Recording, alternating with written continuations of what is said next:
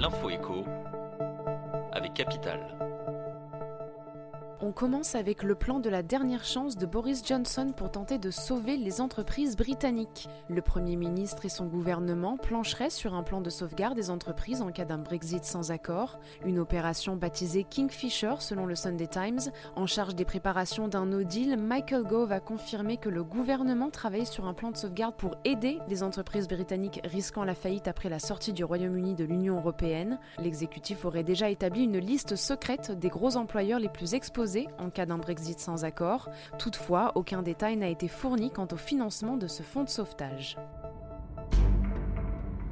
Le chiffre du jour, 4000, c'est le nombre d'emplois que PSA entend supprimer en Chine pour tenter de redresser la barre. En accord avec son partenaire chinois, Dongfeng, le constructeur français va fermer l'une de ses usines chinoises et va en vendre une autre. En conséquence, la moitié des emplois de PSA en Chine va être supprimée.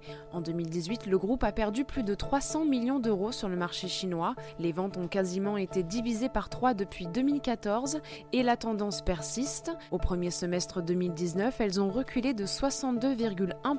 Selon une source proche du dossier, il se pourrait même que PSA décide prochainement de se retirer du marché chinois si la situation ne s'améliore pas.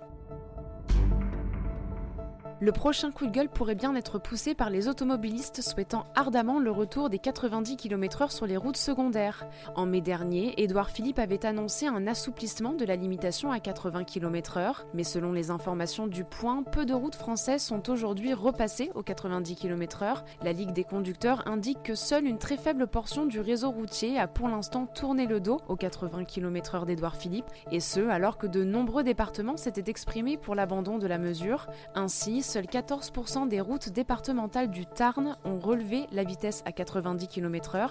Même chose pour 10% des départementales de Haute-Marne et 17% des départementales de Seine-et-Marne.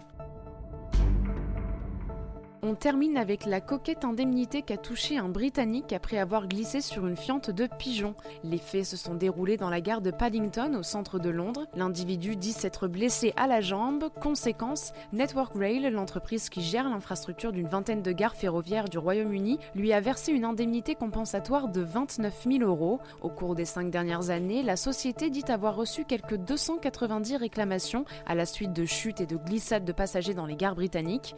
Au total, elle a ainsi versé plus d'1 million d'euros d'indemnités. C'était l'info écho avec Capital.